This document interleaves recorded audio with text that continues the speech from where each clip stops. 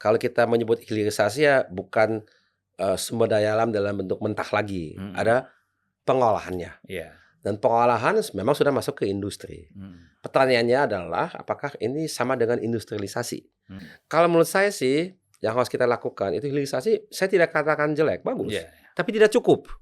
Bagus tapi tidak cukup. Iya. Yang kita harus lakukan secara paralel lompat.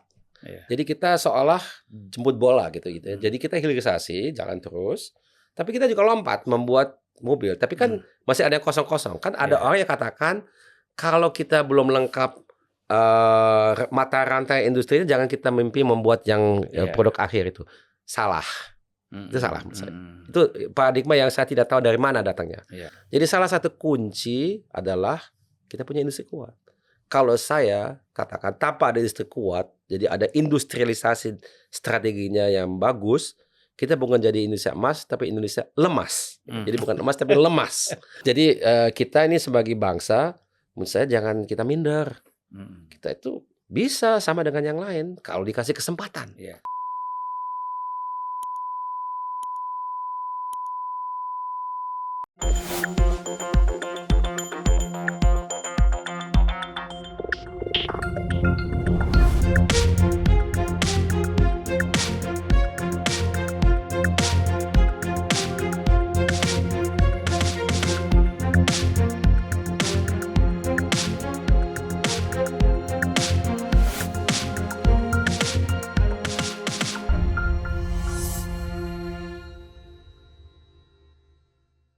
Bismillahirrahmanirrahim.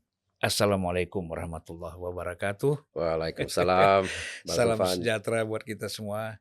Selamat datang Mas Ilham. Kalau nama lengkapnya orang kan taunya Ilham Habibie saja ya. Karena nama lengkapnya itu ada Akbar gitu. Ada Akbarnya, Ada Akbar. Jadi Ilham Akbar Habibie. Itu ada ceritanya sebetulnya. Ya, gimana? Cerita sedikit, Mas. Iya, jadi kalau nama saya itu Bapak kasih itu dan Ibu sewaktu Bapak lagi membuat disertasinya.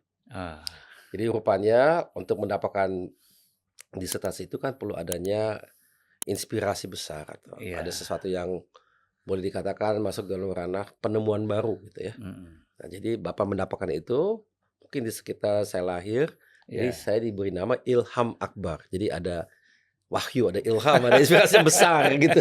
Yang paling besar ya, Akbar kan yang paling besar. Nah, itu alasan kenapa saya dikasih nama itu. Ilham Akbar. Ilham Akbar Habibie. Betul. Kalau adik saya namanya Tareq Kemal. Iya, Tareq Kemal. Jadi Tareq itu kan kayak perintis gitu ya. Kemal itu yang sempurna. Jadi waktu itu Bapak baru masuk ke industri. Jadi beralih dari dunia akademis ke dunia industri. Jadi merasakan dirinya benar-benar kayak seorang perintis. Gitu ya. Karena di dunia baru, lingkungan baru, pekerjaan baru, semuanya baru. Jadi Bapak merasakan dirinya kayak perintis yang sempurna. Iya, Tareq Kemal. Saya pikir ambil dari Kemal yang di sana. Kemal Atatürk. Bukan ya? Bukan. Kalau Kemal itu bukan. Tapi Tareqnya itu memang ada kaitan dengan Jabal El Tareq, jenderal yang masuk dari Afrika Utara atau Maroko ke Spanyol, yang menyeberang. Namanya kan Gibraltar, itu kan Jabal El Tareq atau Bukit Tareq. Yang jenderal itu kan, sangat terkenal dia. Kemal itu sempurna ya, Kemal sempurna betul. Kemal sempurna. Cuma pakai logat Mesir, jadi Kemal. Iya. Betul. Mas Ilham Akbar Habibie ini lahir di Aachen. Aachen, ya. Ya, 60 tahun yang lalu. Betul, udah berusia 60 nih. Iya. Jadi bukan rumah di situ, tapi memang lahir di situ. Lahir di situ, betul sekali ya. Studi bukan di situ juga? Tidak, kebetulan saya studi di München. Ya? Ya, Munich dalam bahasa University Inggris. Technology. Technical University of Munich. Saya kuliah di situ. S1, S2, S3 di situ. Jadi pernah bekerja di situ sebagai dosen dan peneliti. Karena kalau di Jerman kalau kita mau memperoleh gelar S3 itu bukan kuliah, tapi kita harus bekerja sebagai peneliti untuk membuat satu karya ilmiah yang bisa dikasih dia bernilai tambahnya besar sekali sehingga dia bisa menjadi dasar untuk menjadi kita peroleh gelar S3-nya. Ya. Tapi itu biasanya dilakukan khusus untuk engineer, saya kan engineer. Itu biasanya entah di industri atau di universitas. Karena alat-alatnya itu mahal sekali. Komputernya, laboratoriumnya kalau kita harus bayar sendiri nggak mampu. Ya. Jadi kita harus kerja di satu institusi yang memang dia tertarik dengan tema penelitian kita. Tapi pernah di Chicago juga ya? Itu untuk MBA. Oh, untuk Jadi MBA. saya ambil MBA karena saya setelah 20 tahun, hampir 20 tahun kerja, saya mau ada perubahan dalam karir saya. Saya tidak lagi lanjut sebagai profesional, bekerja di sebuah BUMN yang saat ini bernama PTDI atau PT Dirgantara Indonesia. Waktu itu namanya masih IPTN, tapi saya memutuskan untuk mencoba sesuatu yang berbeda. Tapi untuk mulai itu saya tidak punya pengalaman pengetahuan di bidang bisnis. Maksudnya ekonomi, akuntansi atau investasi, itu saya nggak punya, atau finance pada umumnya nggak punya. Jadi saya kuliah lagi di Chicago. Ya setelah saya peroleh MBA, baru saya membandingkan diri untuk mencoba karir saya sebagai pengusaha, gitu ya. Karena punya pengetahuan lebih baik daripada sebelumnya. Karena engineer kan biasanya teknologi, engineering, operasi atau operations, atau juga marketing, strategi. Tapi kalau bidang ekonomi, keuangan itu saya belum mengenal itu sebelum saya kuliah. Tapi sekarang sudah lebih mengerti. Chicago itu universitas yang boleh dikatakan dari segi kualitasnya bagus sekali, dan dia memang punya reputasi yang baik khusus untuk bidang keuangan sebetulnya. Ya. Banyak laureat Nobel yang kita kenal di dunia keuangan berasal dari Chicago. Jadi S2, S3 di Chicago? Bukan, S2, MBA saja. MBA. Saya S1, S2, S3 di bidang engineering dulu. Iya. Ya, jadi di Jerman, semuanya di Jerman. Oh, tapi, ini untuk menambah pengetahuan ini. Menambah aja. Jadi saya sudah S3 waktu itu. Iya. Tapi saya mau menambah, karena S3 saya di bidang teknik. Jadi di bidang engineering, ya saya mau menambah pengetahuan khusus di bidang ekonomi, akuntansi, keuangan, untuk bisa ya punya perlengkapan pengetahuan yang lebih baik. Sebenarnya kalau nggak repot-repot kursus saja ya. Iya. Tapi sekaligus karena saya masih agak galau gitu waktu itu ya. Saya nggak tahu saya mau apa sebenarnya setelah saya berubah karir. Jadi saya pikir daripada saya galau nggak ngapa-ngapain, ya mending saya kuliah aja. Iya. Jadi saya kuliah, tapi kuliah juga part time, jadi bukan full. Jadi 1 minggu dalam 6 minggu. Ya setelah itu saya juga berkenalan dengan banyak orang. Saya dapat banyak informasi yang baru buat saya. Jadi lambat laun saya sudah mempunyai visi yang baru gitu ya. Kalau teman-teman di Chicago yang dari Indonesia ada, tapi memang tidak terlalu banyak. Kita satu kelas 80 lebih orang, mungkin 4 dari Indonesia. Ya. Jadi sekarang ini kalau ini apa Mas? Yang INSEAD ya? INSEAD. INSEAD itu juga seperti University of Chicago, dia adalah institusi yang mengeluarkan MBA. Saya pernah mengambil itu sebelum saya ambil MBA di Chicago. Saya mengambil sebuah mini MBA di INSEAD. INSEAD itu sekolah dari Perancis, tapi dia mengajar dalam bahasa Inggris. Dan waktu saya mengambil mini MBA itu tanpa gelar, tapi kayak katakanlah kursus executive education gitu ya, tapi 2 bulan, sebulan di Paris atau di Fontainebleau di selatannya Paris, dan sebulan di Singapura. Tapi semua tema di MBA itu disentuh di situ. Kemudian kita tidak dapat gelar, tapi dianggap alumni. Ya saya juga pernah di INSEAD. Semula sebetulnya saya mau kuliah di INSEAD untuk mengambil MBA-nya karena saya sangat suka dengan INSEAD itu. Tapi di tahun 2001 tidak ada yang eksekutif MBA, maksudnya yang paruh waktu gitu ya. Dan saya nggak mau full. Saya mau benar-benar 1 minggu kuliah, 5-6 minggu kerja, dan 1 minggu kayak gitu ya, selama 1,5 tahun. Jadi ya saya ambil Chicago, dan buat saya itu pengalamannya bukan sangat bermanfaat dan bernilai dari segi akademis, tapi juga dari segi mengalami seberapa beda kuliahnya, berbeda kalau kita kuliah di Amerika atau di Eropa atau di Asia. Bedanya itu jelas di budaya belajar dan budaya interaksi komunikasi dengan profesornya. Kalau di Eropa, di Asia, kalau ada profesor, kita sebagai muridnya, mahasiswa kita, kalau ada pertanyaan kita angkat tangan dulu kan, Pak boleh nggak saya tanya gitu ya. Kalau di Amerika nggak ada itu, dia cut aja langsung. Dan profesor sangat menghargai itu. Dia suka, dia kadang-kadang justru mendorong mahasiswa untuk lebih proaktif, diskusi, debat gitu ya. Jadi boleh dikatakan di University of Chicago khususnya itu budayanya itu sangat debat itu sangat dihargai. Dan kita sebagai mahasiswa harus berani gitu ya. Yang tidak berani itu biasanya orang Eropa dan orang Asia. Kita cuma wah ini apa nih? Dia udah biasa kan? Kalau orang Amerika, wah udah sangat biasa. Yang satu-satu pengecualian juga berani dari awal itu orang India. Kalau kita kan India itu pede, dia ngomong aja nggak apa-apa. Cina enggak, Cina dia, Jepang enggak, Indonesia enggak. Kita lebih kayak Asia Timur gitu ya. Asia Timur itu sapaan satunya mirip dengan Eropa. Eropa juga enggak, Jerman enggak, Prancis enggak, Inggris enggak. Kita mana ada potong profesor kayak gitu kan profesor. Tapi Amerika enggak, langsung aja. Kalau India juga enggak rupanya. Ya begitu. Tapi sekarang sudah ada Pak, dalam debat capres kan profesor. Wah, itu lain lagi. Itu lain lagi. Ya kan? Jadi kalau di sini motong profesor bisa dibilang bodoh Pak.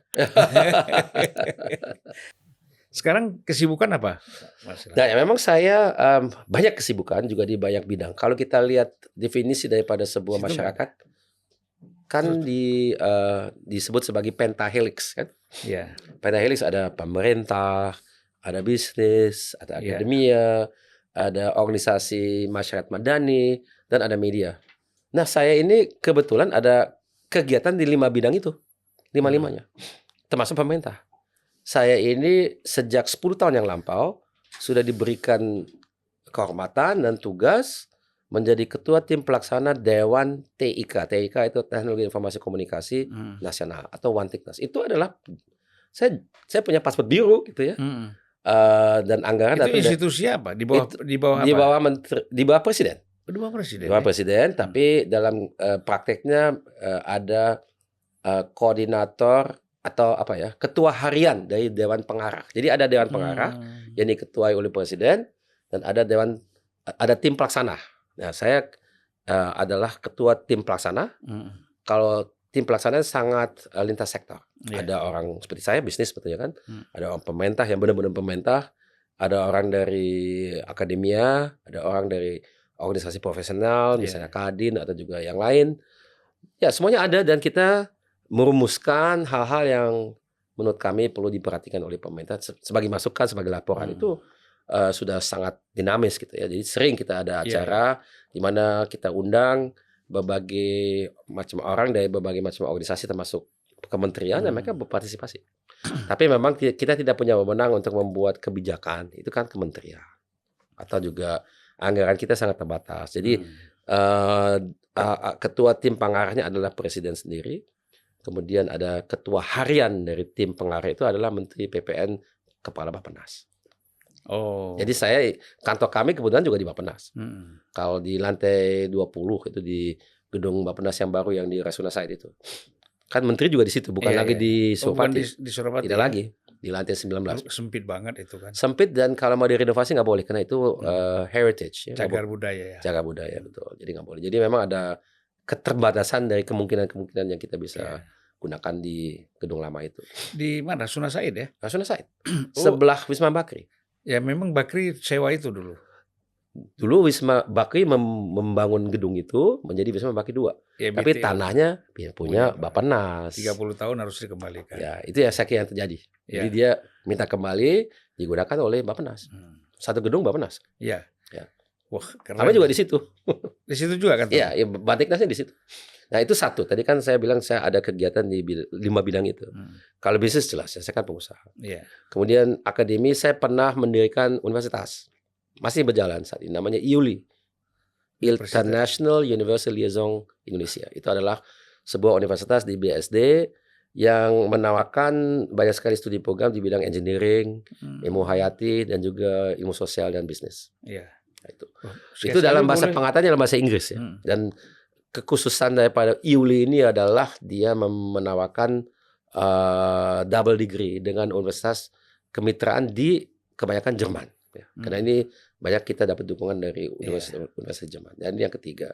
Yang keempat saya aktif di Habibie Center, ICMI. Saya juga pernah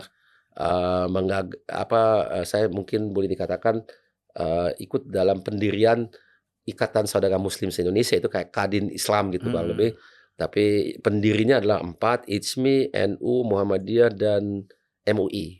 Jadi berempat mendirikan ICMI. Saya sudah sekarang ketiga kali menjadi ketua umum terpilih. Waduh. Jadi ini lebih ke bisnisnya. Karena kita lihat waktu itu di ICMI ini banyak kan akademisi, mantan birokrat, atau ada juga aktivis, tapi unsur bisnis nggak ada.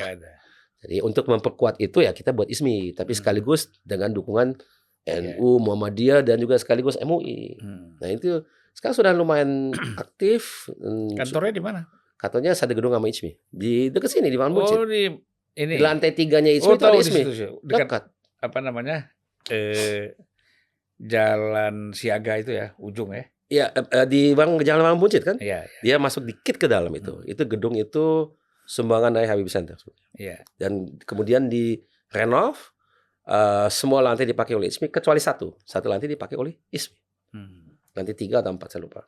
Ya di pasir pojok itu. Ya di pasir pojok. Ya.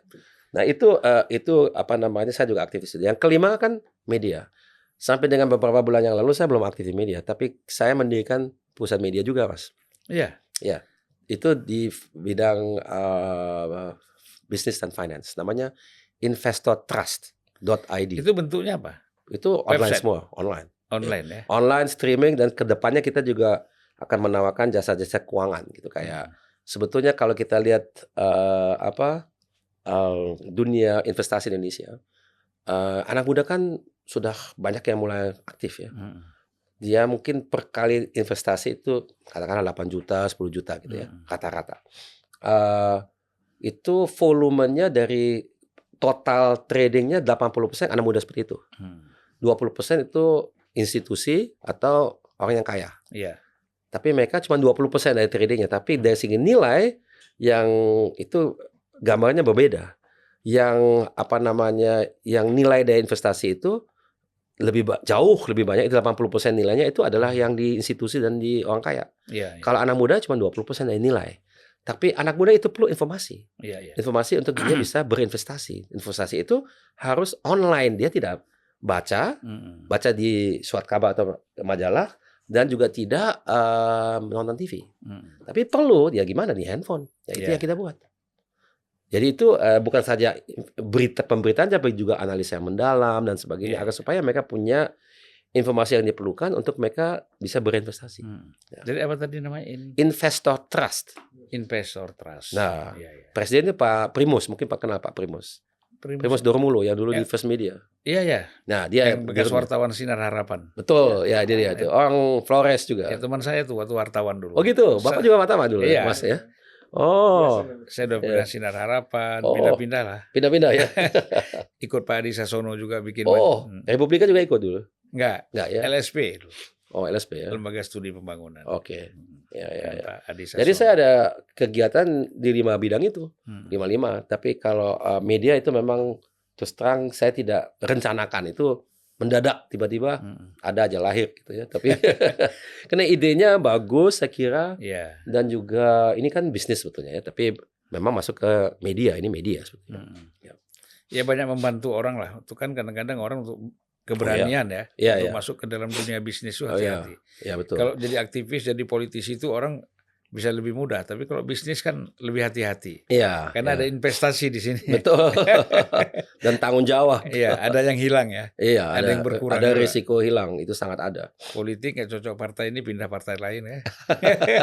Peluangnya banyak. Iya, betul. Dengan sedikit resiko. Iya, Pak. Ya, Pak. Baik, Mas Ilham, terima kasih banyak ya. Kembali sebagai pengantar, sebenarnya juga tidak kurang esensinya apa yang disampaikan oleh Mas Ilham tadi. Iya, Bang.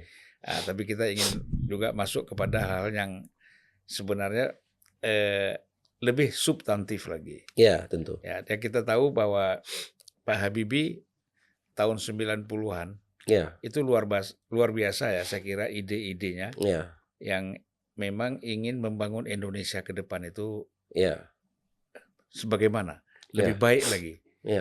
Kan itu semangatnya kan seperti itu. Sehingga saya ingat sekali dulu saya masih jadi wartawan, ya itu Pak Habibie ingin mengumpulkan para ekonom dengan teknolog untuk berdialog, semacam simposium begitu ya, memikirkan bagaimana membangun Indonesia dari segi ekonomi dan teknologi. Nah, kalau politik kan nggak ada masalah sebenarnya pada masa itu. Ya dulu bukan satu hal yang diperhatikan oleh Bapak karena stabil ya. Stabil ya. Stabilitasnya bagus. Oleh karena itu, nah ini kan kalau kita lihat pembangunan ekonomi berbasis teknologi ini kan luar biasa dulu ya semangatnya. Tetapi kalau sekarang kan itu ada, kalau dalam persepsi saya ya, ada tetapi tidak terprogram dengan baik. Ya, sehingga semua orang bisa melakukan apa saja. Kalau Pak Habibie dulu kan sampai membuat BUMN strategik. Iya, betul. Ada Telkom, Indosat, kalau nggak saya Krakatau Steel, Ya. ada Pindad, ada 5 itu, saya lupa satu lagi. 10 ya, 10. Ya. Nah, jadi Krakatau Steel, kemudian Pindad, ya, PTDI atau IPT zaman dulu, ya. LAN, Telkom, Inti, Inka, Muhammad Bisma Indah, Barata, PAL, dan Dahana. Ya. Sebenarnya Telkom tidak masuk. Ya, anak perusahaannya masuk ya, LAN ya. LAN bukan anak perusahaan, dia membuat alat elektronik. Oh. Ya, sama dengan Inti ya. Inti membuat switching untuk dulu kan masih fixed line ya. Ya. Jadi dia switchingnya lemari besar-besar gitu ya. Itu dibuat oleh oleh Inti dulu ya. Inti. Dan Inti juga pernah buat telepon, bukan telepon genggam tapi telepon yang kita bergerak. Dulu ya yang ada di mana-mana itu yang telepon kita harus bayar itu. Ditempel di mobil ya. Iya. Seluler juga tuh. Iya. Sebelum masuk ada yang sekarang ini GSM apa kan Inti dulu ya. Inti punya yang ya pokoknya dia punya teknologi untuk sebenarnya fixed line ya, bukan mobile. Mobile itu kan GSM, kemudian ada CDMA, kemudian ada 3G, 4G, 5G. Ya itu. Cuman bisa ditempelkan di mobil dia punya ya. Dulu bisa mungkin. Bisa. Ya. Kan ada antenanya tuh. Iya, betul. Nah, cuman antenanya sebesar ini dulu, Pak. Iya. Teknologi itu memang luar biasa, cepat sekali berubah. Ya. Dan perubahannya itu sangat drastis. Yang jadinya mahal jadi sangat murah, yang besar jadi sangat kecil. Ya, yang lamban jadi cepat gitu ya. Jadi ya. Pergeseran dari AMPS saja ya. Ya, AMPS itu ya zaman dulu sekali itu. Zaman dulu. CDMA terus masuk GSM kan ketinggalan semua teknologinya. Iya. Dulu saya ingat Pak, kalau kita pakai GSM itu diejek sama orang yang pakai AMPS. Iya. Dia bilang GSM itu singkatan geser dikit mati. Ya. Tahu saya. Iya. Dulu kalau kita pakai GSM, kita di Semanggi, turun dari Semanggi hilang tuh suaranya. Karena dulu kan belum banyak dia punya BTS-nya. Ya. Sekarang udah banyak. Jadi itu. Nah, jadi kalau kita lihat ini bagaimana Mas Ilham melihat konsep pembangunan ekonomi kita yang berbasis teknologi ini. Ya. Dan terus terang bukan bicara teknis sebenarnya. Kan bicara strategik ya. Artinya menggunakan dengan tadi potensi 10 BUMN yang dirancang, yang diputuskan oleh Pak Habibie masuk dalam industri strategik. Ini kan memang betul-betul sebagai basisnya kan? Iya, itu sebagai contoh sebetulnya. Contoh dan basis juga ya. Nah, artinya kalau kita bisa mengembangkan ini, paling tidak kita bisa bersaing. Iya. Dan terbukti sekarang itu kita bersaing dalam teknologi informasi ya. Tetapi kan begini Mas Ilham, kita lihat kita ini dalam dunia informasi ini, dalam perangkat, kita juga lemah di dalam softwarenya, kita juga lemah di dalam hardwarenya. Artinya, mungkin kalau kita kali 270 juta penduduk Indonesia. Kalau kita kali 2 pengguna ini, saya kan 2, mungkin yang lain juga ada 2, ada 3. Ini kan kita beli dari luar semua. Bisa 535 juta. Tapi nggak ada yang produksi kita. Nah ini mungkin yang tadi harapannya bahwa kalau kita ini punya kemampuan membangun basis ekonomi dengan kemampuan teknologi, ini kan bisa kita kuasai sendiri. Nah ini menurut Mas Ilham bagaimana kita memulai ini? Oke. Saya kira kalau kita gambarkan strategi yang dulu dianut sewaktu Orde Baru itu, memang kita seolah mau lompat langsung ke end product yang kita bisa jual di Indonesia dengan adanya nilai tambah tinggi. Nah itu yang menjadi pendorong utamanya. Nilai tambahnya jadi economic benefit-nya besar buat perusahaan. Memang kesulitannya adalah persaingan dari luar dan juga kesulitan dalam mengembangkan produk dan jasa itu sendiri. Tapi manfaatnya adalah lapangan pekerjaan yang diberikan kepada masyarakat kita, di mana orang kita bisa berkarya dan berkarir, itu dia bisa langsung berkontribusi di pembuatan produknya gitu ya. Kalau saat ini kan kita mengandalkan kepada orang yang sudah punya produk dibuat di Indonesia, tapi dia datang dengan teknologinya, kita masih dalam tahap belajar.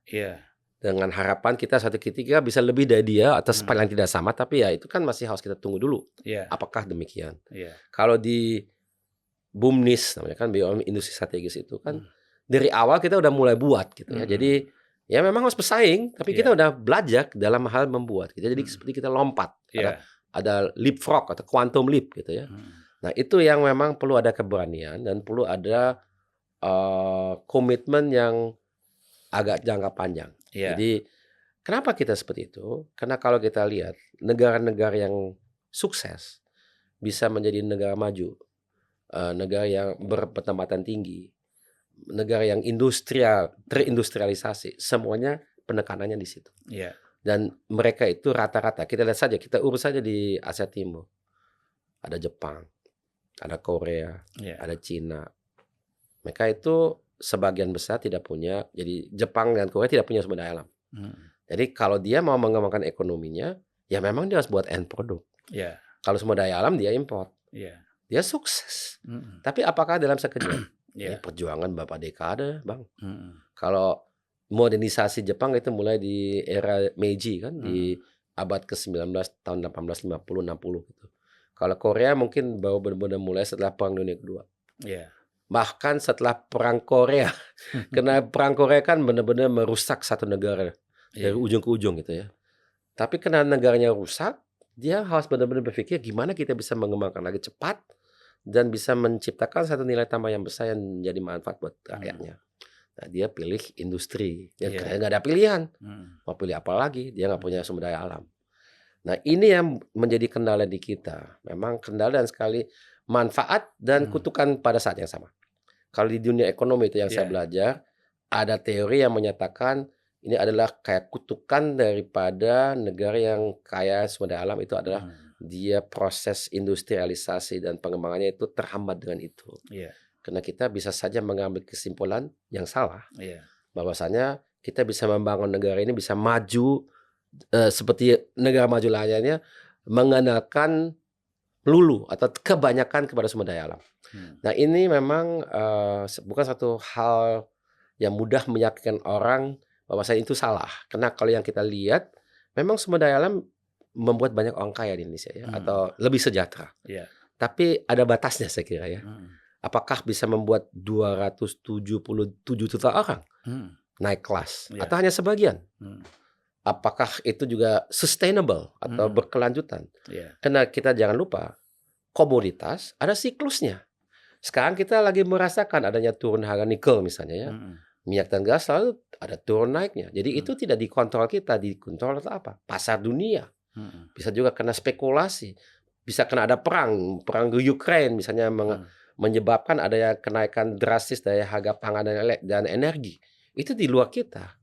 Ya memang kalau produk industri juga ada siklusnya, tapi rasanya ketergantungan kepada faktor eksternal tidak seperti komoditas. Apalagi kita di Indonesia ini adalah negara yang dengan pasar dalam negeri yang besar. Jadi kita punya buffer gitu ya. Kalau itu juga paradigma yang dulu diambil oleh BUMNIS. Kalau dimungkinkan, marilah kita mengembangkan produk yang memang pasar dalam negerinya besar. Sehingga kita bisa mendapatkan sebagian yang tidak kecil atau relatif besar dari kita membalikan atau pengembalian investasinya kita mengenakan sebagian besar kepada dalam negeri. Tidak berarti bahwasanya kita memberikan suatu produk yang jelek, tentunya tidak. Tapi kalau kita mau cari peluang, kalau kita tidak bisa sukses di pasar dalam negeri, mana mungkin orang dari luar mau beli. Dia bilang, ini udah digunakan nggak di Indonesia? Oh belum Pak. Oh saya nggak mau coba dulu. Saya nggak mau coba dulu di Indonesia. Bisa nggak di situ? Nah negara lain juga semuanya begitu. Korea kalau kita ingat beberapa puluh tahun yang lalu, Bang kan masih ingat dulu orang kita mana mau beli mobil Korea. Tapi sekarang, wow, kita lihat mobil yang yang EV Hyundai dia punya Korea udah bagus sekali, lebih bagus dari Jepang kadang-kadang ya. Jadi itu karena dia memang kalau Korea kan memang khusus dia selalu lihat dirinya dengan persaingan Jepang memang ya. Tapi bagaimanapun ya kita lihat perkembangan Korea itu sangat menakjubkan. Sekarang kita akan menjadi saksi gimana Cina. Cina itu mobil, kalau kita lihat mobil elektrik, kita baru tahun ini kan BYD ya, masuk ke Indonesia.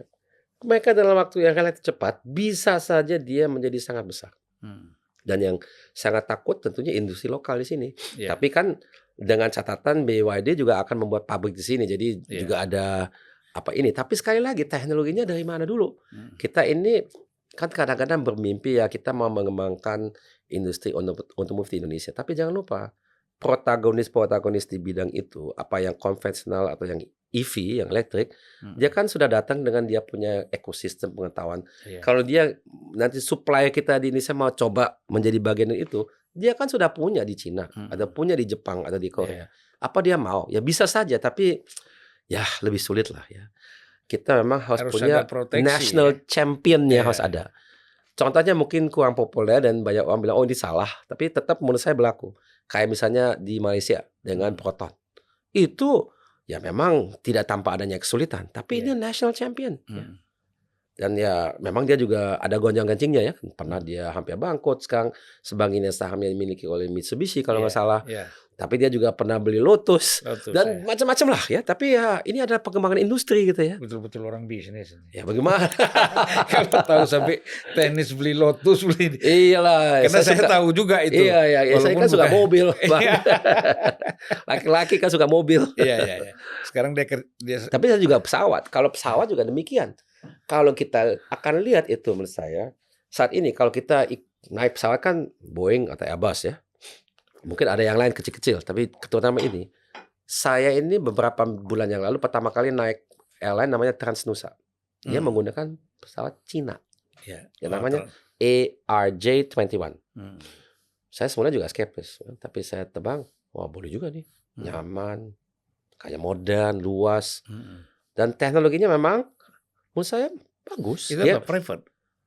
Transnusa adalah sewa ya. Transnusa kan dia leasing ya. Jadi maksudnya dia mungkin leasing ya, dapat pendanaannya leasing dari Cina pasti ya. Tapi pesawatnya made in China. Jadi beberapa tahun ke depan, jangan kita ya nanti ada 3. Ada dari Eropa, dari Boeing, dari Amerika, dari Cina. Untuk pesawat terbang ya. Itu Cina, bukan Jepang ya. Kenapa Cina bisa, Jepang tidak bisa? Karena Jepang pasar dalam negerinya kecil. Si Cina bisa mematangkan produknya di Cina dulu. Jepang relatif kecil dan negaranya juga kecil. Dia banyak kan bisa dengan kereta api lah. Kalau Cina juga banyak kereta api, tapi nggak cukup dengan kereta api. Dia perlu pesawat. Dari segi jarak maupun dari segi kapasitas 1,4 miliar orang. Bisa 7 jam penerbangan kan? Iya, dari timur ke barat kan? Dari Shanghai ke Urumqi gitu ya, 7 jam itu ya. Ya kayak Merauke ke Sabang gitu kan. Jadi ya maka itu kita juga harus apa ya, berpikir kadang-kadang agak besar gitu ya. Kita ini nggak besar. Itu kalau kita kembali ke Bapak Pak Habibie almarhum. Beliau itu selalu bilang ya, dulu sama saya ingat ya, Bang Zulfan tahu istilah red dot? Pernah dengar red dot? Pernah ya? Nah di Singapura itu sering kalau kita ke Singapura itu ada klub-klub red dot club. Tapi mereka sendiri tidak tahu dari mana istilahnya sebetulnya red dot. Itu dari Bapak. Dan itu waktu itu dipelintir oleh pers. Seolah Bapak mengucilkan, mentertawakan Singapura. Oh, kalian cuma red dot. Ada apa sih red dot? Cuma red dot aja. Ini nggak ada artinya gitu. Padahal Bapak maksudnya adalah untuk otokritik. Kita di Indonesia negara besar sekali, tapi pikirannya kecil, selalu kecil. Negara yang sekecil Singapura, red dot, dia bisa berpikir besar. Maka itu dia jadi besar. Karena dia long term. Dia lihat dirinya, kita maksimalnya bisa seperti apa.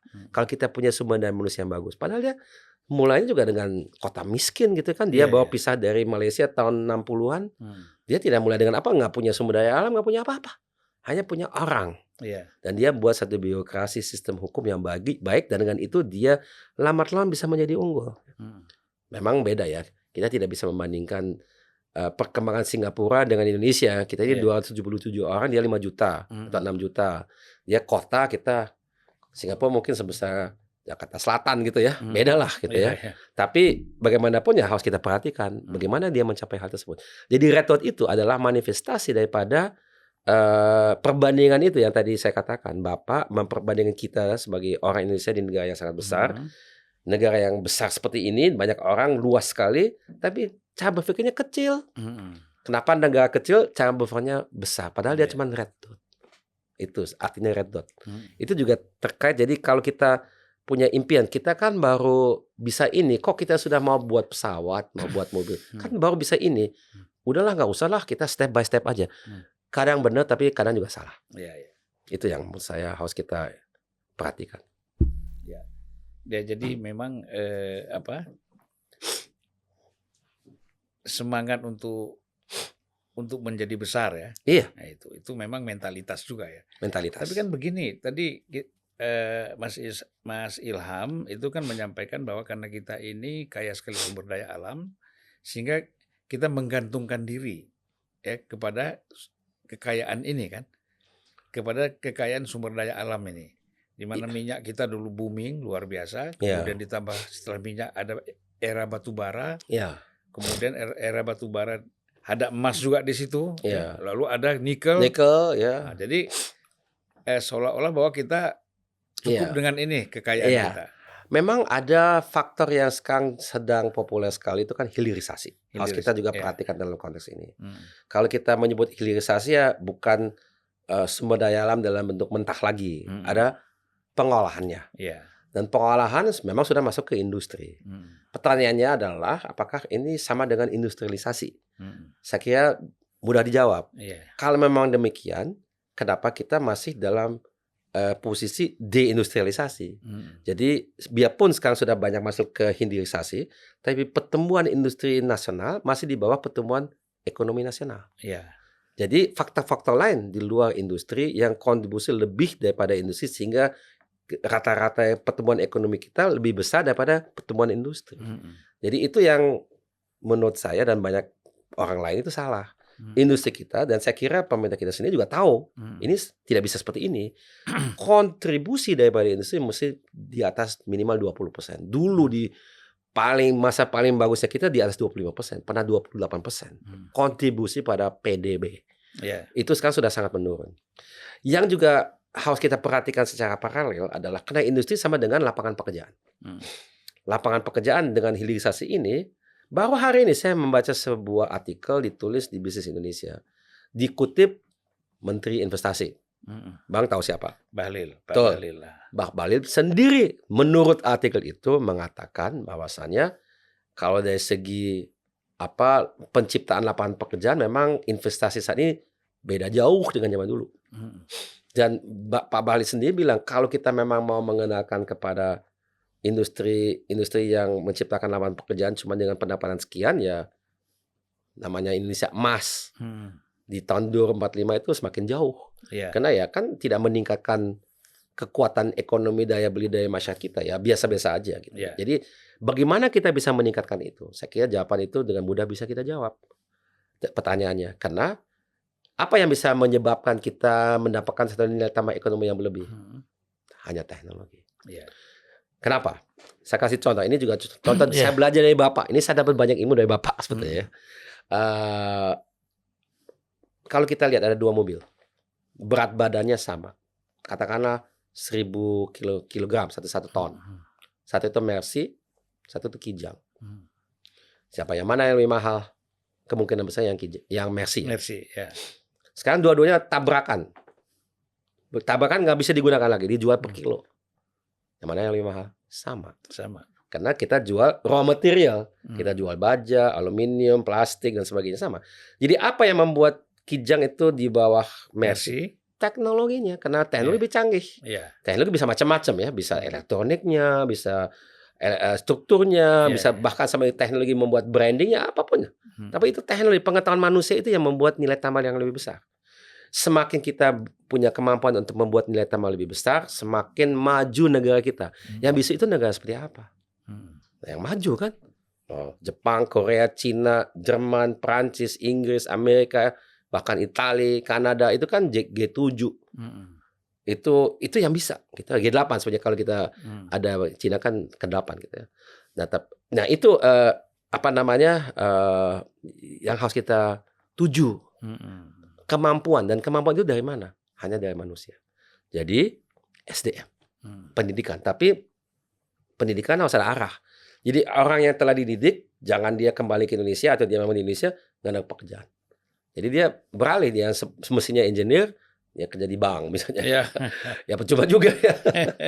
Ya memang harus ada lapangan pekerjaan. Itu harus semuanya berbarengan. Dan itu yang dulu juga kalau kita bicara industri strategis zaman dulu juga ada program beasiswa yang sangat masif. Dikirim orang keluar, banyak kan karena universitas kita belum banyak yang punya kurikulum kualitas yang diperlukan. Berbeda dengan sekarang banyak. Tapi begitu mereka balik, lapangan tempat kerja sudah disiapkan. Dia udah tahu kerja di mana dan untuk apa.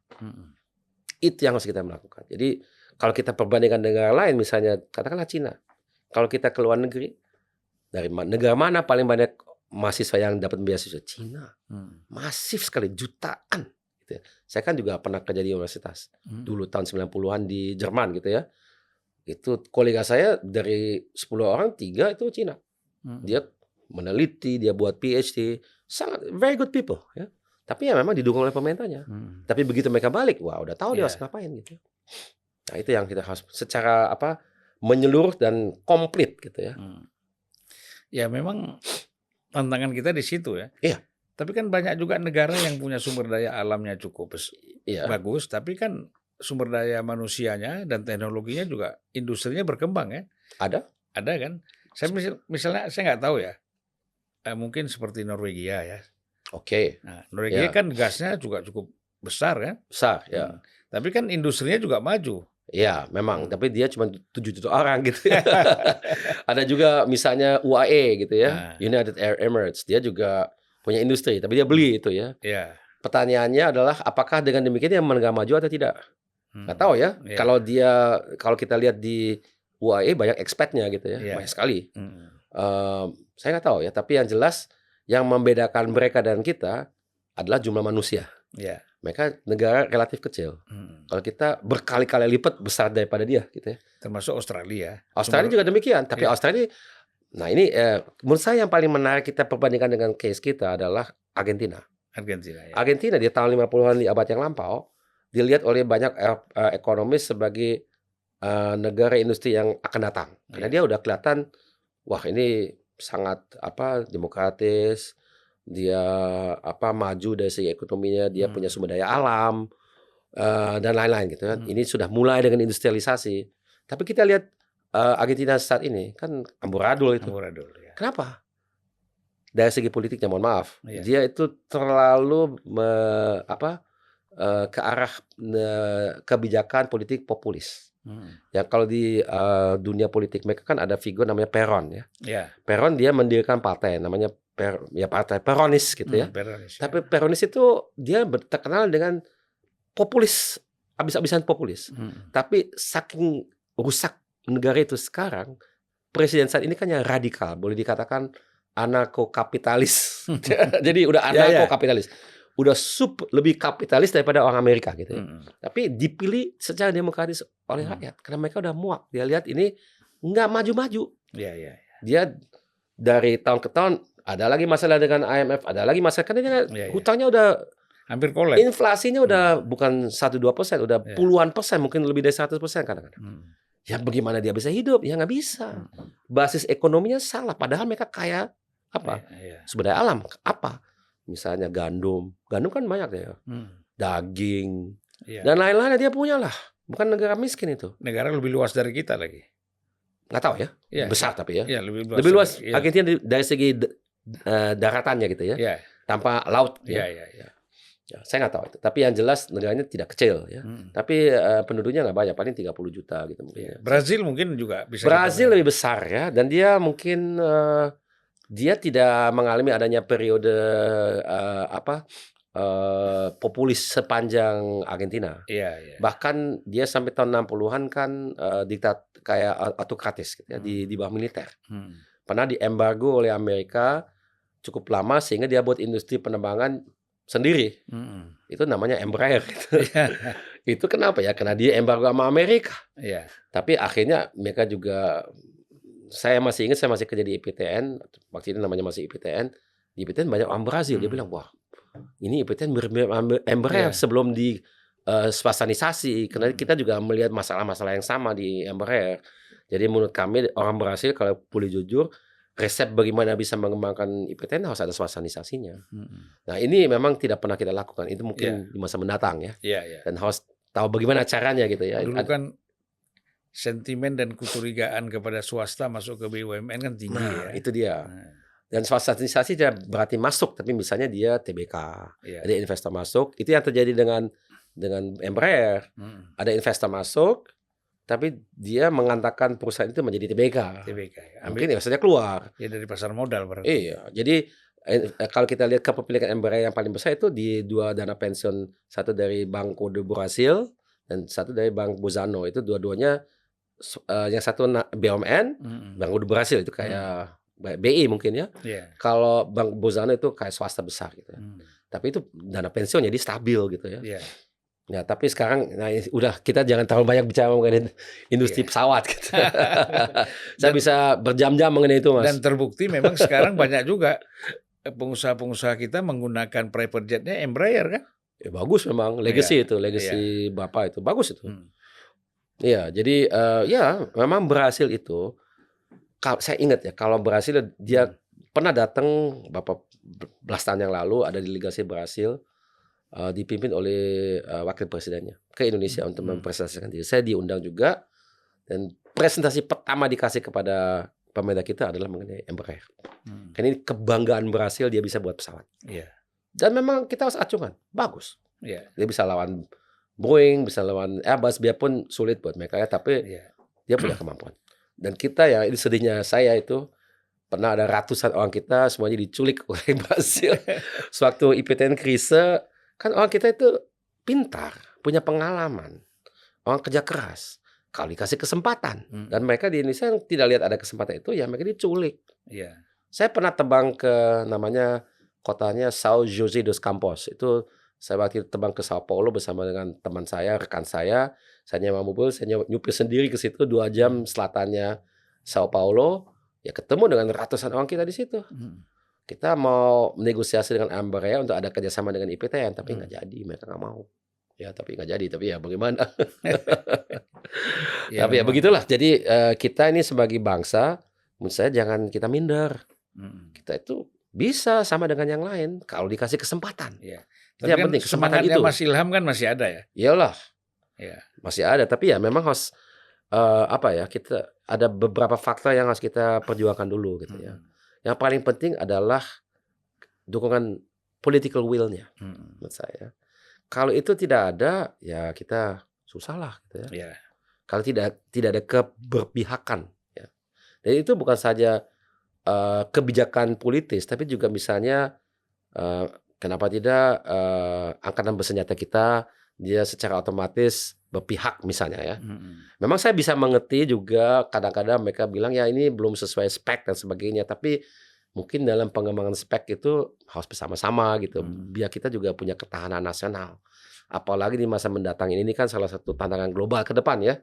Saya kira dunia ini mau tidak mau kita sadari ada konflik multipolar gitu ya. Bukan saja unipolar atau bipolar, itu sudah multipolar ya. Misalnya kalau seandainya perang di Timur Tengah itu meluas, bukan lagi sekarang kayak perang di Gaza, tapi juga bukan saja juga dengan perwakilan daripada kekuatan-kekuatan yang di belakang itu, tapi langsung kekuatan itu yang ikut serta. Ya. Wah itu harga minyak itu saya udah lihat prediksinya bisa di atas 200 itu ya. Wow itu sangat dahsyat. Jadi kita harus siap-siap dengan itu. Jadi bukan kita terlibat dalam konflik itu ya, mudah-mudahan insya Allah auzubillah min dzalik kita jangan seperti itu. Tapi paling tidak kita siap dengan adanya ketahanan nasional dan konflik-konflik seperti itu yang kecil-kecil yang ada di sekitar kita juga ada potensinya. Yang paling urgent misalnya gimana dengan Taiwan. Kalau Taiwan jadi memang itu agak jauh dari kita, tapi dampak kepada kita pasti ada. Terutama ekonomi yang langsung menjadi ancaman kalau terjadilah masalah di lautan LCS, lautan Cina Selatan. Bagaimana tuh? Ya memang, tapi kalau menurut saya perhatian dari Cina mungkin lebih ke Taiwan daripada ke Chelsea. Itu lebih urgent itu ya. Iya. Nah jadi tapi itu cuman saya pribadi dan saya bukan pakarnya. Nah Iya. tapi, ini satu hal yang harus kita sangat serius ya, bagaimana kita nggak boleh karena kita negara besar juga ya. Kita negara keempat besar dari jumlah populasi, kita punya ambisi menjadi top 5 kalau soal ekonomi, Iya. kita ya strategis dari segi posisi, negara yang paling kuat ASEAN. Wah, itu paling kuat maksudnya paling, persentase ekonomi kita mungkin 40% dari seluruh ASEAN itu adalah Indonesia saja. Jadi 9 anggota lainnya dia bagi 60%, kita aja 40%. Jadi ya jadi kuat sekali gitu kan.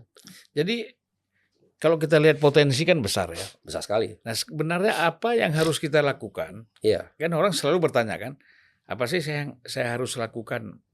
Ya katakanlah kalau orang jadi presiden, Iya. ya kan pasti dia merenung kan, kontemplasi. Saya mau lakukan apa nih? Iya. Walaupun sebelum jadi presiden dia sudah berpikir. Iya. Kalau nggak mungkin dia mau maju sebagai presiden kan? Iya. Nah, lalu kira-kira menurut Mas Ilham, Iya, apa sih iya, yang perlu dipersiapkan ya untuk kita menuju menghadapi tantangan ke depan ini? Oke.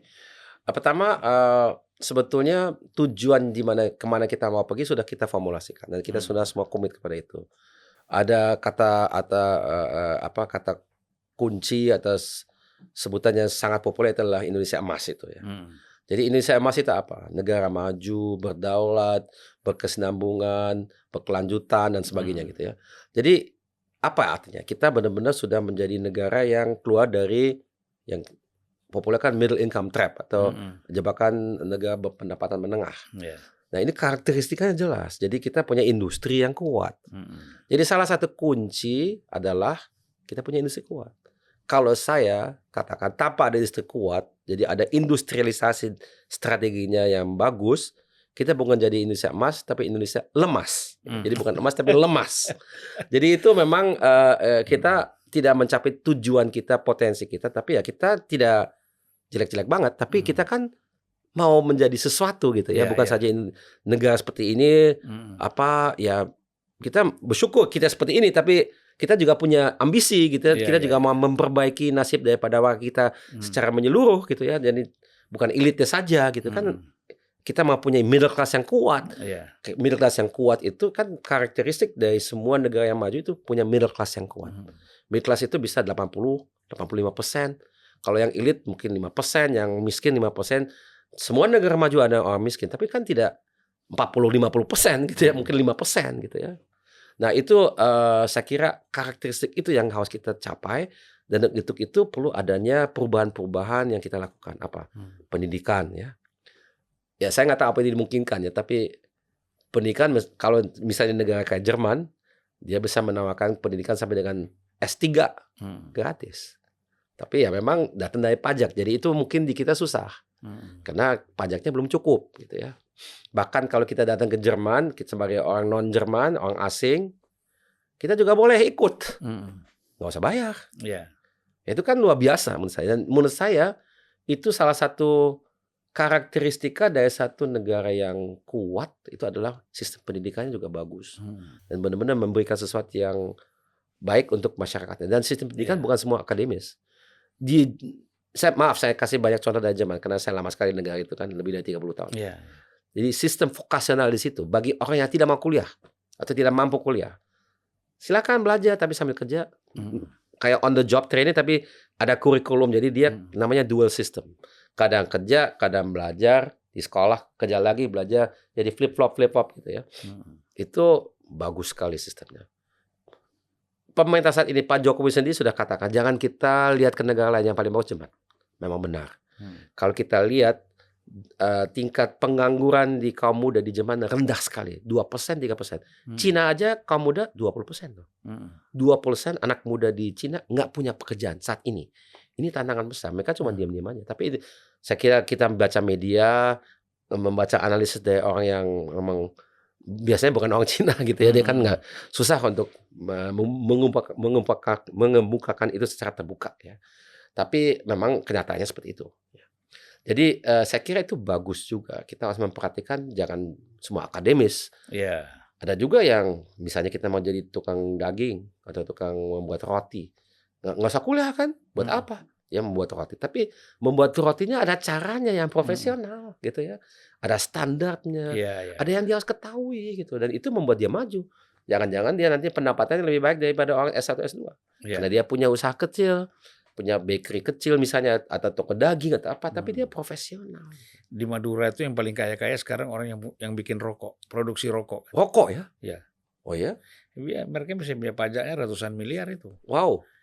Itu semacam home industry juga ya, Oh. tapi berkembang. Artinya kan sekolahnya sederhana aja tuh kan. Iya, iya. Tinggal bikin saus rokoknya yang enak dan itu sekarang juga dijual di dunia internasional. Oh ya? Nah, Ini bukan di bawah perusahaan-perusahaan besar yang kita kenal. bukan. Itu Mereka lebih ke sendiri-sendiri. sendiri-sendiri ya. Oh wow. Kayak butik ya. Ya, Kayak rokok butik ya. ya. Jadi di sana itu jamu sama rokok ya. Wow, saya baru Dikuasai. tahu. Iya. Mesti main-main ke sana. Ya, ya. Ilham saya sekali. Menarik tapi tidak sehat. Tidak bisa menjadi andalan ke Tapi depan. dia pasang gambar cancer di baliknya, Ya. tapi di baliknya ini menghilangkan penyakit. Iya, ya. Kecuali cancer. Ya, Ya, Mas ya. Ilham. Ya, silakan Bang. Kita masuk ke suasana kekinian sedikit ya. Siap. Saya nggak tahu Mas Ilham ini mengikuti nggak debat presiden ini. Kadang. Iya gitu. Nah kalau kita lihat kan pasti Mas Ilham sudah bisa menilai bagaimana visi dan misi yang disampaikan di dalam debat-debat ini. Iya, iya, iya. Nah ini kalau kita lihat dari perdebatan dari visi misi yang disampaikan di sini, ini bisa nggak kita melompat untuk mencapai apa yang Mas Ilham inginkan tadi? Kalau yang saya lihat dari materi yang disiapkan, itu kan oleh tim gitu ya. Tim panelis. Iya. Saya kira hampir semuanya itu masih lihat utamanya yang harus kita lakukan adalah hilirisasi saja. Ya, memang hilirisasi itu kadang kalau kita lihat yang disebut, saya pernah lihat materi dari seorang paslonnya, dia itu menggambarkan yang namanya pohon industri. Itu kelihatan ya di ujung itu ada mobil, ada yang lain-lain. Kalau menurut saya sih yang harus kita lakukan itu hilirisasi. Saya tidak katakan jelek, bagus, tapi tidak cukup. Bagus tapi tidak cukup. Yang kita harus lakukan secara paralel lompat. Jadi kita seolah jemput bola gitu ya. Jadi kita hilirisasi, jalan terus. Tapi kita juga lompat membuat mobil. Tapi kan masih ada yang kosong-kosong. Kan ada orang yang katakan kalau kita belum lengkap mata rantai industrinya, jangan kita mimpi membuat yang produk akhir itu. Salah. Itu salah menurut saya. Itu paradigma yang saya tidak tahu dari mana datangnya. Tapi yang jelas, contoh kenapa itu salah. Apa Jepang punya nikelnya? Atau Cina? Nggak punya. Kenapa dia bisa buat mobil dan sukses? Dia nanti bisa beli tambang di negara yang punya nikelnya karena dia punya uang. Tapi kalau bahwasanya kita harus lengkap dulu baru kita itu salah. Saya kira itu mungkin dilahirkan karena kita bisa melakukan seolah bisa memaksakan itu karena kita seolah mempunyai satu posisi monopolistik di satu komoditas yang krusial untuk membuat EV. Itu digunakan sebagai leverage. Kita menggunakan itu untuk negosiasi. Tidak salah. Jadi saya tidak katakan ini salah, tapi saya katakan tidak cukup. Kalau kita mau mencapai tujuan industri Indonesia emas pada tahun 45, nah ini kalau menurut saya semua paslon belum terlalu eksplisit dalam ini bahwa itu harus kita jalankan. Karena kalau ada satu paslon terpilih, bisa saja yang bersangkutan menjadi 10 tahun kan? Bisa saja ya, di Indonesia kan kebiasaannya kalau dipilih sebagai petahana itu kemungkinan lebih mudah gitu karena sudah punya branding gitu ya. Dan sudah mobilitas politik itu di kita ternyata tidak terlalu tinggi gitu ya. Nah, tapi memang tapi kalau kita hitung 2024 plus 10 tahun 11 tahun mencapai tujuan itu. Kalau kita tidak mempunyai sesuatu yang agak di luar, kita berpikir di luar kotak, out of the box yang kita kenal saat ini, akan sulit. Akan sulit. Ya, jadi sebenarnya industri apa dulu yang harus kita mulai? Nah, ini juga satu dunia ini masih bingung dengan pertanyaan ini. Karena kita memang mengalami adanya disrupsi di industri juga oleh beberapa faktor. Pertama, elektrifikasi. Itu membuat industri otomotif yang menjadi tumpuan dari banyak negara di mana-mana. Jerman itu menjadi negara industri kenapa? Terutama karena industri otomotif. Amerika semula juga otomotif. Yeah. Negara lain, Prancis, Italia juga seperti itu. Memang ada industri lain, bukan otomotif saja. Tapi katakanlah kita ambil contoh industri otomotif. Sekarang mereka ini semuanya tidak begitu siap dengan EV. Yang siap siapa? Cina. Cina, ya. Nah sekarang mereka takut semua dengan Cina ini. Cina itu bukan murah aja. Dia punya teknologinya. BYD yang akan jual mobil Indonesia ini, dia itu mulai sebagai produsen baterai. Yeah. Nah, yang menarik itu ya kita hati-hati sebagai negara. BYD menggunakan baterai apa? Nikel? Enggak. Lithium ion. Lithium ion. Jadi ada iron. Jadi saya juga bukan orang teknologi baterai, tapi dia itu kadar nikel dalam baterainya tidak sebesar yang lain, kalaupun ada. Jadi kalau kita seolah kayak kita semuanya ke nikel gitu ya, apa yang terjadi dengan rencana ini kalau seandainya itu akhirnya bukan terlalu tergantung sama nikel lagi di masa mendatang. Saya tidak tahu ya. Tapi ini cuma risikonya, bisa saja tetap menjadi sesuatu ya. Jadi tapi ini harus kita perhatikan. Nah, jadi nikel ini si BYD ini adalah contoh betapa kompetitif industri otomotif dari Cina sekarang dia sudah kompetitif sekali. Yeah. Dia bukan saja membuat yang barang yang lebih murah, tapi dari segi teknologi lebih maju daripada yang di Eropa atau di Amerika atau di Jepang. Nah ini memang menjadi pertaruhan di beberapa tahun mendatang. Industri yang lain yang juga membuat dunia kita sangat resah saat ini adalah industri terkait dengan TIK, yang teknologi informasi komunikasi, terutama artificial intelligence itu. Kan katanya akan mendisrupsikan banyak sekali profesi yang kita kenal sehingga bisa menjadi hilang. Kalau menurut saya sih, saya punya sikap yang lebih santai. Santai mungkin salah, tenang. Ya. Karena yang kita lihat saat ini kan investasi yang masuk ke dunia kecerdasan buatan ini atau artificial intelligence itu banyak sekali. Puluhan miliar dolar. Tapi siapa yang investasi? Itu adalah industri TIK sendiri yang kalau dia tidak investasi, dia akan hilang karena dia didisrupsikan sendiri. Yaitu siapa? Google, Microsoft, dan lain. Kenapa? Nah, produk utama Google apa? Dia punya Google Search, itu kan search engine. Itu berapa persen dari pendapatan dia? Lebih dari setengah. Jadi triliunan dolar dia dapat atau miliaran lah. Dari search engine itu tiap tahun gitu ya. Kalau kita sudah terbiasa dengan artificial intelligence, kita masih gunakan Google nggak?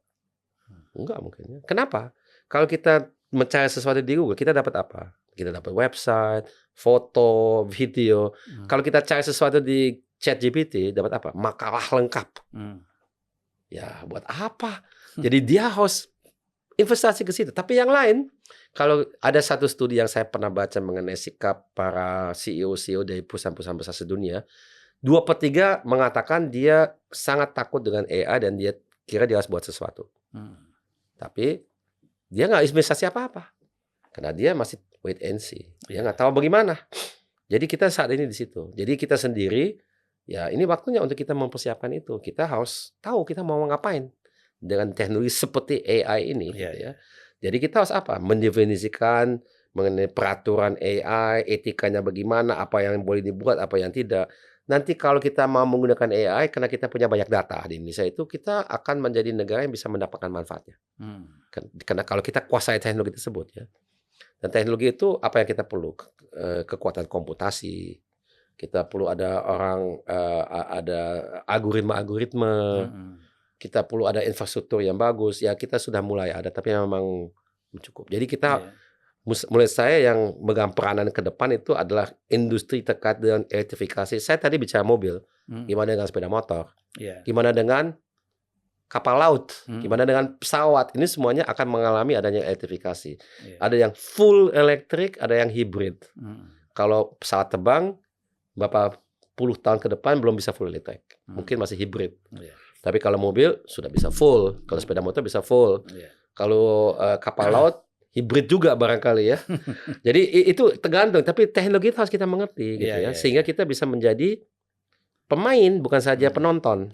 Karena ini industri ini ada dalam keadaan lagi ada perubahan teknologi. Disitulah semua pemain itu berada di level yang tidak terlalu jauh berbeda, tidak ada yang dominan gitu.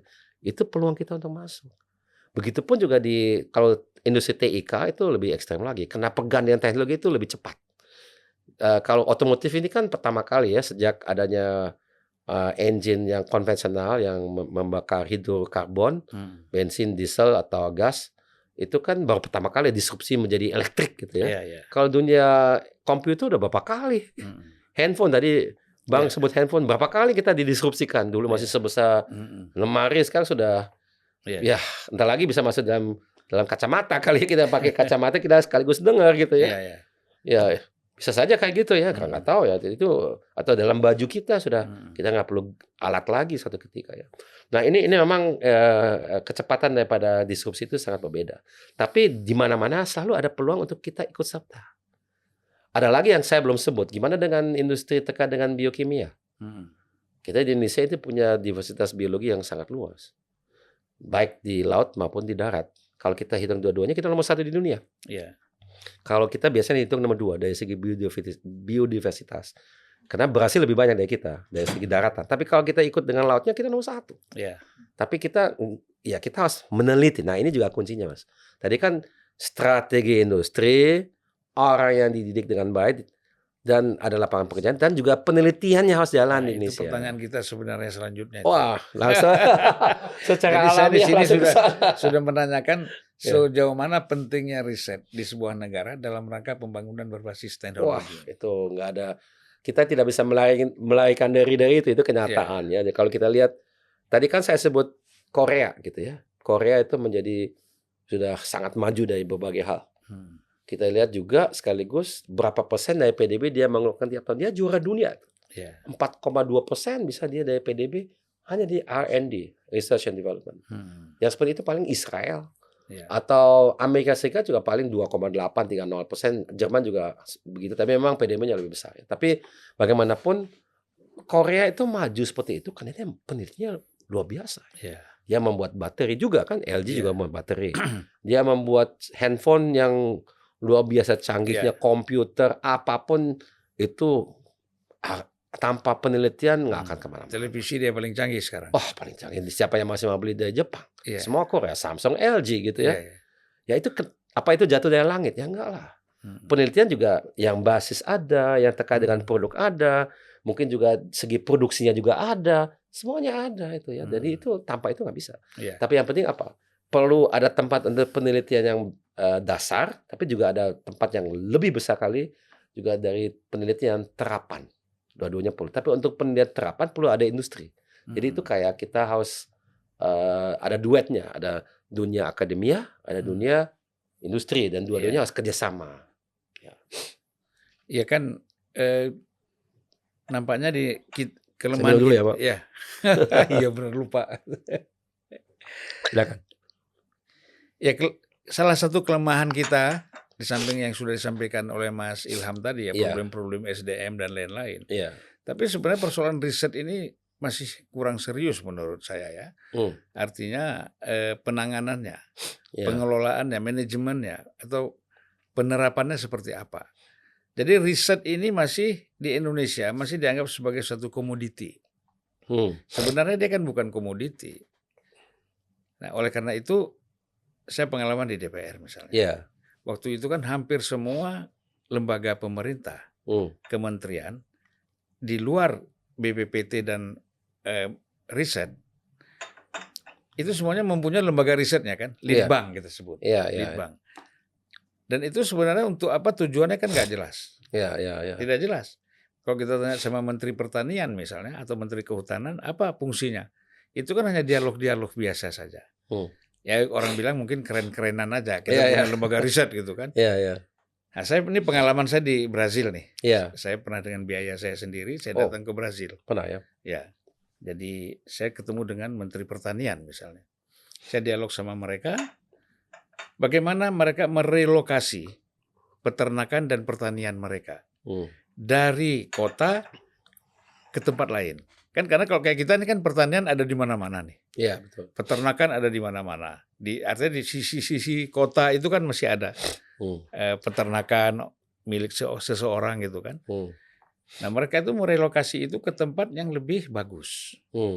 Dan mereka riset dulu tanahnya. Cocok nggak ini untuk sapi? Ini cocok untuk kambing? Ini cocok untuk kopi apa tidak? Jadi risetnya itu luar biasa. Dan riset itu dilakukan oleh pemerintah, kemudian dikasihkan gratis kepada swasta. Gitu, dibagi. Ini declare ya, dipublish. Nah, ini ada tanah di sini bagus. Dan pemerintah memberikannya secara gratis. Relokasi kan artinya tanah dia di kota diambil pemerintah untuk pembangunan, tetapi dia diganti dengan tanah yang jauh lebih luas. Kalau di sini punya 1.000 dikasih di sana 10.000. Tukar guling gitu ya? Tukar guling. Tapi serius 10.000. Dan lebih produktif. Ada rumputnya, ada semuanya ada kan. Nah sehingga kan Brazil sekarang dia bisa memproduksi sapi itu kan 300 juta ekor per tahun. 300 juta. Lebih banyak dari penduduknya yang 200 juta. Iya. Jadi saya kira Amerika semuanya itu ya, Eropa itu ekspor sapinya bisa jadi dari sana juga. Kalau kita kan dari Australia karena dekat ya Pak. Nah jadi maksud saya apapun, mulai dari pertanian ya, teknologi, semuanya memang riset ini penting. Iya. Nah banyak sekali riset-riset yang dilakukan oleh mahasiswa kita di luar negeri. Itu kan begitu sampai sini nggak dipakai. Itu problemnya itu Pak. Yang kalau saya ini orang lapangan ya. Ya. Nah, saya bisa menambah sedikit di sini. Karena kalau menurut saya ini adalah salah satu masalah tambahan itu di apa ya? Kalau kita ini preset di Indonesia, jangankan yang datang dari luar negeri, di Indonesia saja kita bekerja di universitas. Riset yang kita lakukan seringkali fungsinya lebih ke memajukan karir kita. Jadi kita ini punya tujuan mau jadi profesor. Kita harus punya publikasi tertentu di majalah-majalah ilmiah yang diaku gitu ya tertentu. Itu kan perlu ada riset. Ya itu yang kita lakukan. Karena kita mau berkarir di sektor akademi. Tapi karena memang permintaan dari industri itu tidak banyak ke akademi dan sebaliknya tawaran akademi ke industri jadi hubungannya tidak baik. Maka ya mereka dua-duanya buta gitu ya. Si akademisi tidak tahu apa yang diperlukan oleh industri juga tidak tahu kemampuan yang ada di akademia. Jadi ya ini kayak dua silo ego sektoral itu. Ya itu juga terjadi dengan tadi kan akademia dan bisnis gitu ya. Sama dengan pemerintah itu kan ada sektor lain lagi namanya pemerintah. Dia juga punya penelitian. Nah itu sama juga. Dia kan bukan untuk melayani siapapun selain daripada sektor dia sendiri atau bahkan instansi dia sendiri. KDNL-nya itu kan dia punya bagian penelitiannya untuk dirinya aja. Jarang itu ke industri gitu ya. Iya. Jadi ya memang hanya untuk membackup internal ya. Iya, dan juga kalaupun ke industri paling sudah jadi, ini kenapa nggak digunakan ya? Mungkin memang tidak relevan untuk industri. Dia bilang ya ini menarik secara akademis tapi mohon maaf kita tidak perlu ini ya. Tidak sesuai yang kita perlu. Tapi industrinya kadang-kadang juga dia tidak terlalu kolaboratif dengan peneliti di Indonesia karena mereka lebih terbiasa dengan beli jadi. Ya ini buat apa repot, masih ada risikonya siapa tahu nggak jadi. Atau nanti kalau jadi saya nggak percaya nanti saya punya intellectual property-nya nanti dibawa lari atau mereka nggak jujur dan sebagainya. Mendingan saya beli putus aja dari online di luar. Jadi dan nggak ada risikonya. Itu juga ada sikap kayak gitu. Jadi memang ada kesalahan di dua pihak menurut saya. Ini adalah budaya yang harus kita perbaiki.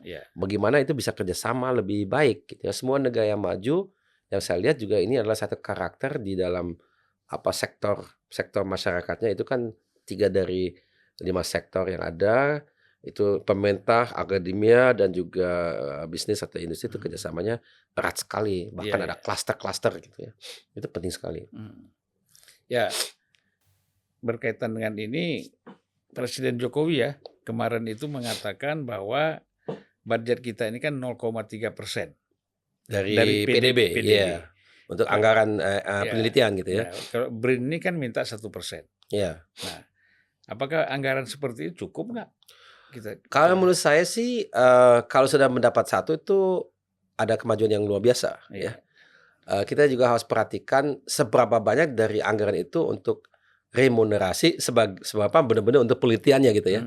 Itu kadang-kadang juga dikritisi banyak orang. Misalnya kalau 20% anggaran untuk pendidikan itu kan 20%. Iya. Itu berapa persen sebetulnya untuk remunerasi guru kan banyak. Iya. Banyak juga untuk fasilitas sekolah. Dengan itu kan pendidikannya bukan menjadi otomatis lebih baik gitu ya. Iya. Jadi tadi saya tidak kata itu tidak perlu ya, itu juga perlu. Tapi tujuannya kan adalah untuk memberikan pendidikan yang lebih baik buat warga kita. Kualitas pendidikannya ya. Nah itu belum tentu kan? Iya. Ya, nah ini harus kita juga perhatikan. Jadi bukan saja berapa banyak uang kita keluarkan, tapi untuk apa dan bagaimana dilakukannya. Nah ini tapi kalau itu bisa ditingkatkan ke 1%, memang sesuai dengan standar dunia untuk negara seperti kita minimal 1%, itu benar. Tapi kalau sudah mau menjadi negara maju minimal 2%. Yang penting efisien ya. Yang efisien dan digunakan untuk apa? Iya. Itu. Ya, jadi kita sudah sampai 1 jam lebih nih. Waduh, nggak terasa. Ya, sudah 1 jam 15 menit. Iya. Mungkin di akhir dialog kita ada closing statement dari Mas Ilham. Oh, karena kita tadi bicara banyakkan mengenai industrialisasi dan masa depan kita dan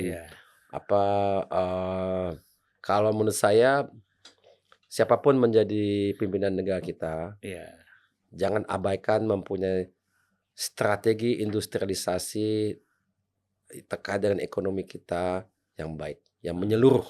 Harus memperhatikan faktor SDM, harus memperhatikan penelitian dan pengembangan R&D-nya, harus memperhatikan sinergi di antara sektor pemerintah, akademia dan bisnis atau industri. Harus memperhatikan sektor mana yang kita perkuat sesuai dengan visi yang benar gitu, yang harus kita jalankan di masa mendatang, karena ada industri memang yang harus diutamakan. Dan ada juga industri yang mungkin hanya sekunder atau bahkan tersier. Ya itu saya kira penting sekali, dan peranan pemerintah atau negara itu besar. Sekali lagi yang tadi saya lihat kasih sebagai contoh ya, di Asia Timur itu ada 3 contoh itu.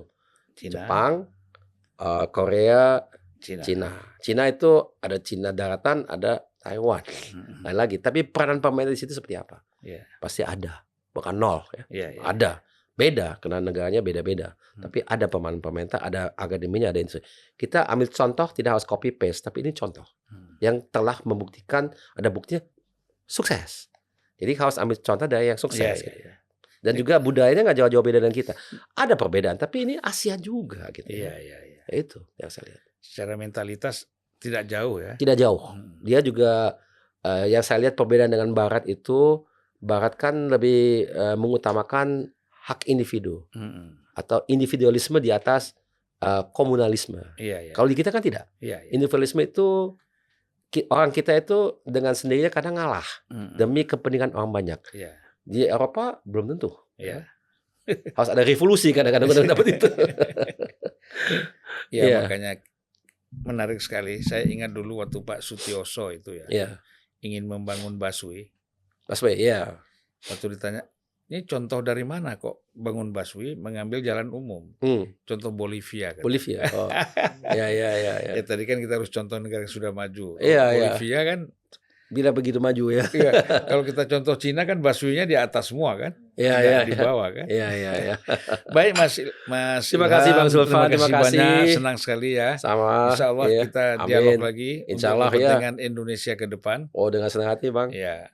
Saya doakan sebenarnya walaupun Mas Ilham tidak kurang tertarik, tapi harus masuk kabinet yang akan datang. Amin. Ini bukan kurang tertarik, tapi kan tergantung dengan situasi, kondisi dan peluang yang diberikan. Karena saya kira tidak banyak orang yang masih mau berpikir seperti ini, seperti Mas Ilham ya. Orang sekarang kan cenderung pragmatis, Mas. Ya kan, nggak mau bicara detail, ya kan, nggak mau capek. Kayak tadi kan, ya udahlah, ngapain kita buat ini, kita impor aja kan. Gitu. Nah ini saya kira perlu kita membangun generasi muda ke depan, tetap berkembang untuk berpikir jauh ke depan, tetapi tidak instan, juga harus bicara detail dan bekerja dengan serius. Terima kasih Mas. Terima kasih Bang Zulfan. Saya senang sekali bisa berpartisipasi di sini. Terima kasih. Terima kasih, sampai jumpa. Ya, Assalamualaikum warahmatullahi wabarakatuh. Waalaikumsalam warahmatullahi wabarakatuh.